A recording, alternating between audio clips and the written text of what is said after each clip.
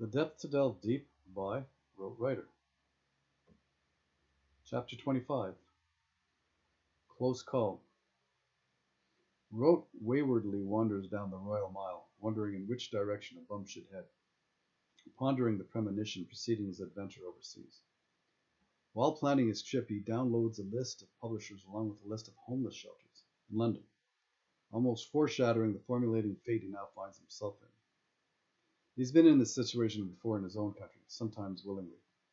Sometimes he can see into his own future, and rather than fight a fate, he will often allow it to manifest unhindered, adapting accordingly. After several hours of haplessly walking around, absolutely having no idea where to turn to or go in Edinburgh, he finds out what fucked is. He's been fucked before, but never fucked like this in a foreign country. It's the incredulous notion of not even having an idea that does him in. A direction, even a place to start, will suffice. All he has is a cold slap in the face, felt for sure when hit with the reality of it. He's at his wit's end when he comes upon a man selling a magazine called The Big Issue. Like the Newsies of old, it's a legitimate journalistic street paper sold by homeless people. For every paper sold, they'll earn half, and they get a uniform, a newspaper route, just without the route. The Big Issue, get your big issue. Rote approaches the vendor thinking if anyone knows where to go if you find yourself homeless, it will be him. The man immediately directs him to the Edinburgh Crisis Centre, a place that'll be able to assist him in his queries. Inside, he lets the crisis worker in on his situation. He proceeds to find a way to help. The crisis worker becomes very concerned when he realizes that because Rote's a foreigner, he's not eligible to enter any of the government-subsidized shelters available. The shelters are set up in such a way where each indigent will make a claim of destitution. In turn, the government will concurrently cover their claim. This allows the homeless person, depending upon the availability in said shelter. Citizenry being the only criteria. The surprise equals Rote's shock. He remains determined to find shelter for Rote by finding one not subsidized, like a private charity, church, or convent. The crisis worker really working hard on Rote's behalf recalls a bearded man over 50, a few years back in the same situation. The probable trigger for his recollection is the fact that the guy remembered is from the same country Rote is. Oddly, this fellow has the same wild aspirations of traveling abroad in whatever way as Rote does. This homeless man back in time comes under the care of the same crisis worker. Back then, he sends Rote's compatriot to a convent where apparently he stays for more than a year, happily. Now they'll be happy just to have an answer as the crisis worker continually calls the convent. No one is answering.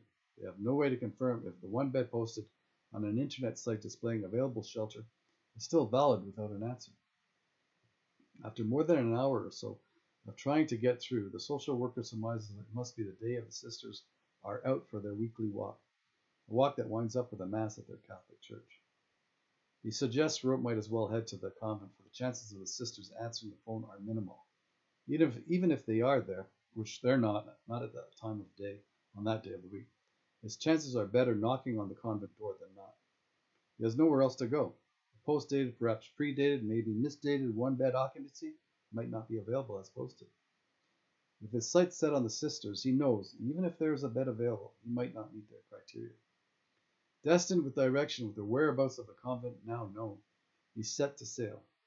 He charts a course to carry him by way of a couple of addresses, charitable places where meals and sandwiches are served at certain times each day. With the charted course and the charitable £5 the crisis worker gives him from their kitty, earmarked for food, he's happy. But because he's completely out of tobacco, well, he's buzzed out through the door onto the streets of Edinburgh with expectancy for vagrancy. In the pouring rain, he heads in the direction of the convent. Along the way, he buys some tobacco to warm up his insides. He's shivering from the wet by then. Rote locates a church along the way serving sandwiches at a specific time noted in a pamphlet just picked up. He's starving, having not anything in a while.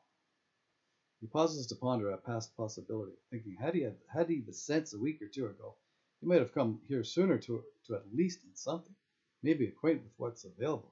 All these places offer free food, whether homeless or not.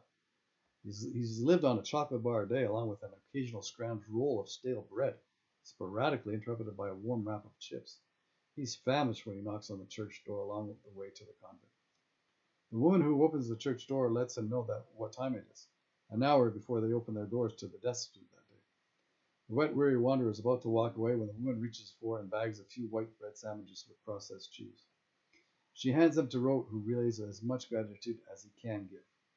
The sound of the door closing still reverberating, he ravenously wolfs down a sandwich, like a scavenger reaching for another and another. His eyes are ablaze with a fiendish, famished flare. He finishes the 3 sandwiches before stepping away from the church. The road arrives at the large doors of the convent an hour or so later. He is wet and weary, shivering cold, a sight that would warm the cruelest heart. He clanks the knocker on the convent door. A few minutes later, a woman answers. She seems to sense the situation, immediately letting him know in a most warming manner that the sisters are out and will not be back until later. She asks him if he's hungry, and with a nod, another bag of sandwiches is given. He eats those sandwiches with the same voracity. Now full but still hungry, he walks a couple of blocks away and rolls a smoke. He stays underneath a store awning, shivering.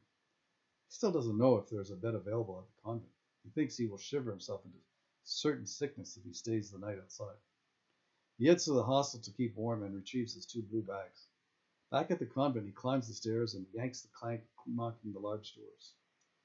The convent doors open, and once more the woman with the wonderful demeanor answers. Even in his situation and condition, he's overwhelmed by her warm presence.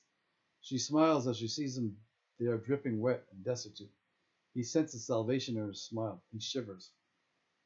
They see the sisters standing down below, a walled and welled-out front to their private entrance. They live below the main floor to the old manor. One of the sisters takes charge. He senses the sisters to be the Mother Superior, by the look from the woman at the entrance and by the manner in which she makes her way to him. Afterwards, he's led into the building. Rules and regulations are relentlessly relayed. They make their way to a little office that's really a closet for sheets and blankets. After pulling out a pseudo-application form, he fills her in with what the replies requested as she fills in the form. With that, the Mother Superior leads Rote to a room on the 3rd floor.